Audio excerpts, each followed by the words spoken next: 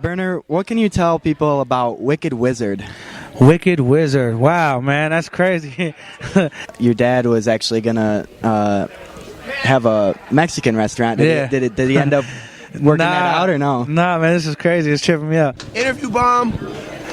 Gangsters do what they want to do. Fuck niggas do what they can. This is Berner right here, real gangster. Speaking of phone calls, you're quite the prank caller, aren't you? Well, I don't know how you know that, man. Shit, man. Hey, I definitely appreciate you doing your homework, man. No I'd doubt, love to do homie. interviews when people know.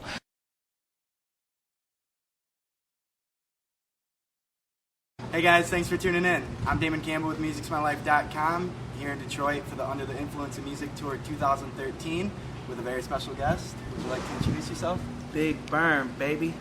Berner, it's great to see you again, man. Definitely appreciate your time. Oh, man, we appreciate the interview. It was a great interview last time. Yeah. Can't wait to get it started. Glad you enjoyed it, man. So we see you sparking up there. I know you're a bit of an expert when it comes to the medicinals. Yeah. On a related note, though, what can you tell people about sickness.net? Sickness.net, oh yeah, man, they love me and they hate me at the same damn time. That was like the first site I really kind of started putting my music on back in the days when I first started doing music and stuff. Like, if you can overcome the negative feedback on sickness.net, you can deal with any blog site, because those kids are brutal. Like, they'll take your album covers and put dildos in your hands and tell you suck and tell you to go cut your wrists. And I mean, they're crazy critical fans. But like, after a while, I think of just doing me and hustling and putting out good music and keeping the production and the quality good with some of their favorite artists, they just kind of like ended up showing love. Yeah, Kind of won it over, you know what I mean? Definitely. Which is a good look, because sickness.net is like a crazy ass forum, and they don't show for the anyone Bay love. Area, especially, right? Yeah, for the Bay, they have like other divisions, but it's a Bay thing, and it ain't really the same as it used to be. But like, it was wild for a minute, and they hated it. And it sounds like it's all coming full circle, because then the blogger actually give you a call not too long ago and kind of give you props on your success. Yeah, man. Shout out to Dutch, man. Dutch is great. Like, he kind of like doubted what I was doing for a long time, and for some reason, out of all the people I met along the ways in life, A&Rs and people that would like really make a big difference in my life, this one guy really got to me. Yeah. Dutch. I don't know why.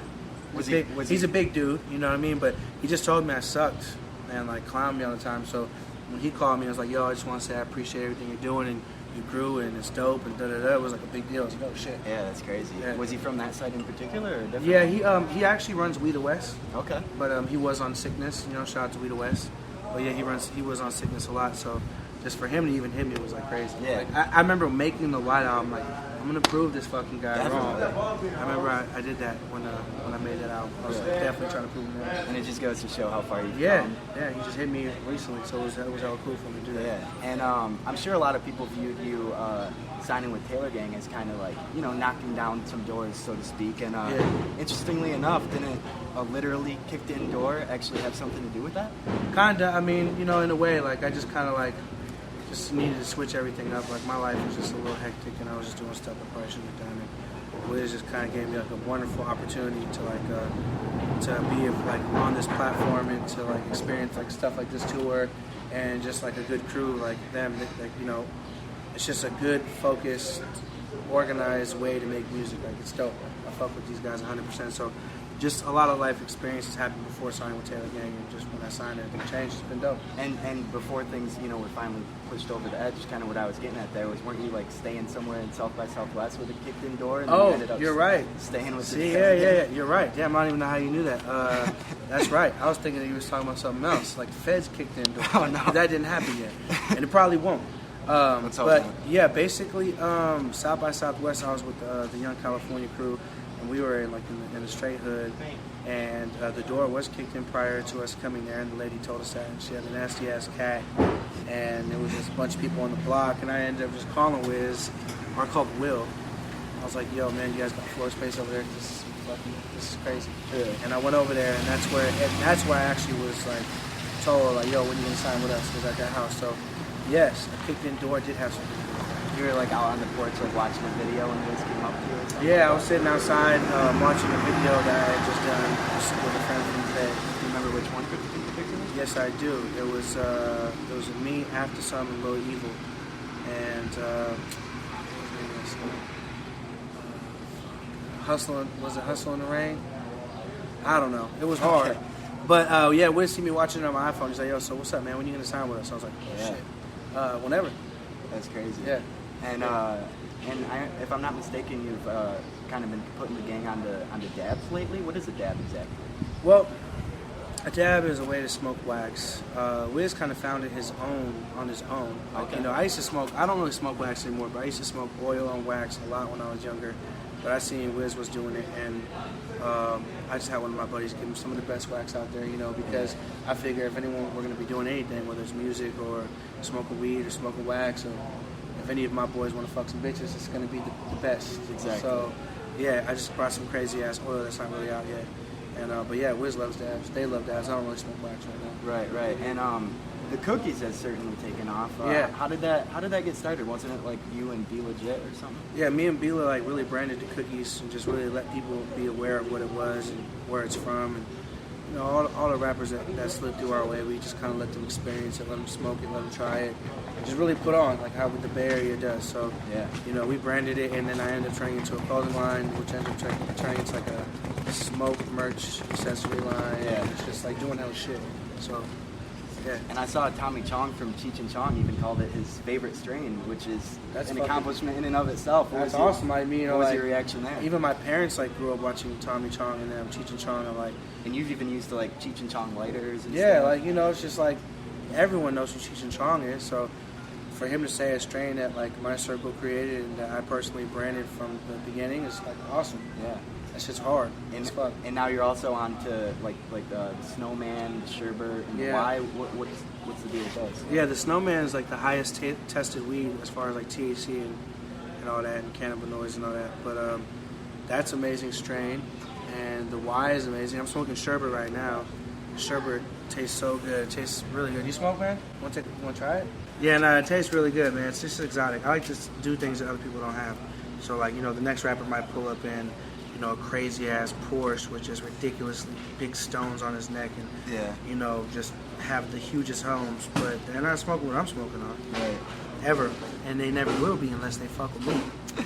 So that's a good way to high side on other artists. Not to say I want to high side on other artists, but everyone is, and you know, we all want to high side, so I high side with my weed. I let my pack talk. And it kind of makes sense that you would move on a bit from the cookies, because I know there've been like a lot of imitations. It's almost getting kind of like watered down. And on a related note, you even have your own water now, correct? The Hemp 2.0. Yep, the Hemp 2.0 is like a company, like basically the way I look at it is like this. Rap is an amazing career, but it's also really a platform for you to do everything else you want to do in life, because it's just how the game goes, and especially with the people I look up to and I watch what they did with their career. So it's like, okay, let's get the cookies clothing line started. Let's do a clothing line with Wiz. Let's get that popping. Let's get my merchandise, smoke accessories on a different level than everyone else's. Now let's dip into the water company, because the water companies make millions and millions and millions and billions of dollars. Yeah. And we got a niche where we found a drink that has all natural sugar, it's all organic, and it's made with hemp seed oil. It's the first hemp water. So mark my words now, in case some big company comes with it after me, Hemp 2.0 was the first motherfucking water. I got that shit. It's on camera. It's dated in the blog that's about to come out in a week.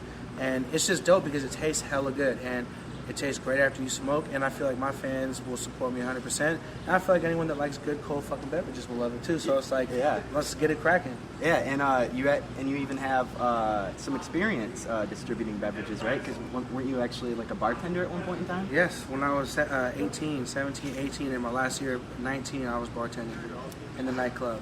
Do you remember what it was called or no? Yeah, it was called Jellies. Pier 50 in San Francisco got shut down due to gunfire. Oh, no. But it was like the most popular nightclub, and the fact that I got to work there at 17, 18, and 19, and I was like fucking 43-year-old fucking Colombian chicks on salsa night, and crazy ass like fucking mollied out white girls on rave night, and you know, just ratchet fucking turned up girls on hip hop night. It was like Friday night was hip hop, Saturday was like rave, and Sunday was salsa. Yeah.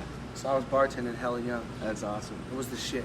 It sounds like it. And speaking of nightclubs, I understand that you're also writing a book called The Great Pole Dancer. Yes. What's that going to be about? Man, it's my love life. I got a crazy love life, and every girl I dated since I was like 18 years old has been a stripper.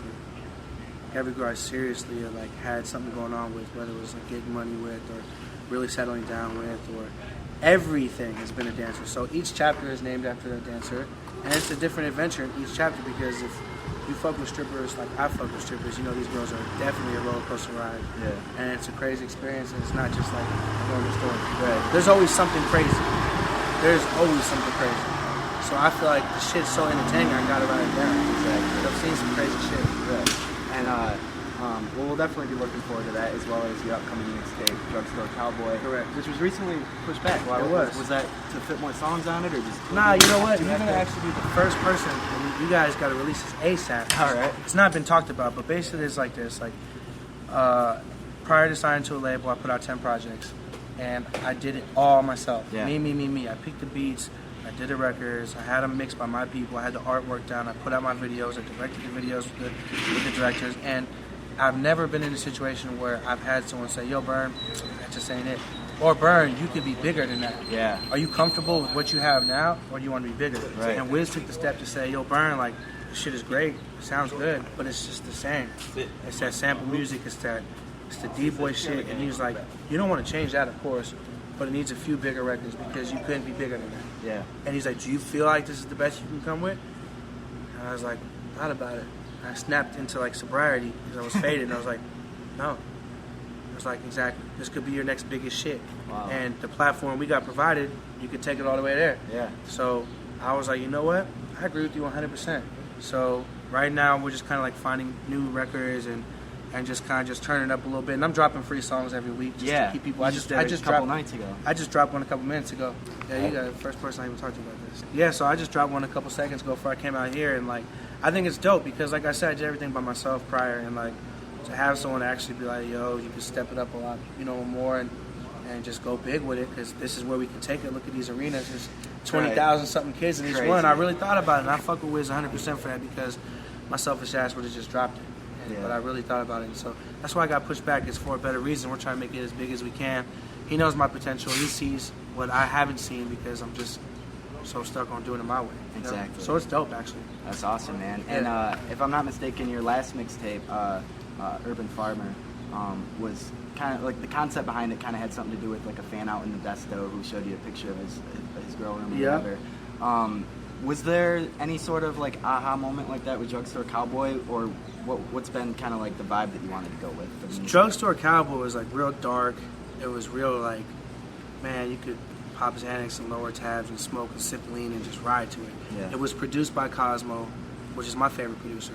I've done like, if you look at any of my albums, he's done like 75% or more of each album.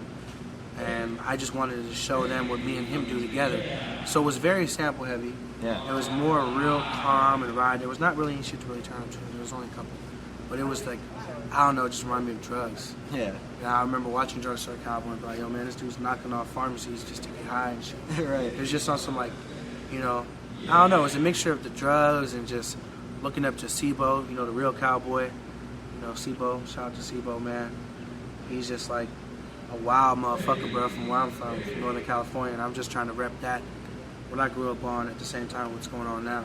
Exactly. So it's just, there's a lot to it. It's just what was going through my head at the time. Well, that's what's up, man. Yeah. We'll definitely be looking forward to it, like I said. Yeah, it's gonna be hard. Lastly, man, I know you got your daughter Janelle at home, so she obviously comes first. Yeah. You got the many brands that you're working with, so that takes up a lot of time. But aside from all that, at this point in your career, do you in any way consider music your life? Yeah, I mean, music is my life because at the end of the day, it's what I do every single day. Whether if I'm trying to work on cookies or fresh girl water, it's always got to be about music. And I love music so much. Like I think I've said in a couple interviews before, like I'm a fan of music before anything. Right. And that's a lot. It shows on my records too. Like, you know, getting sugar free and going to get Do or Die and just getting like, you know, people like Drew Down, people I really grew up to. You know what I mean? Like I'm trying to reach out to Twister right now. Like I'm just a fan of music. So music definitely is my life. Whether I'm smoking, fucking, riding, stressed out, there's gonna be music in the background, whether it's mine or someone else's. So, hell yeah. That's awesome, man. Yeah.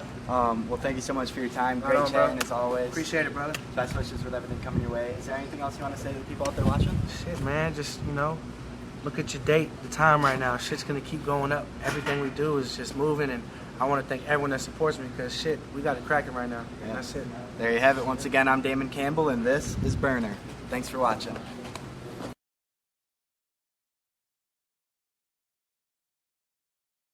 You want it?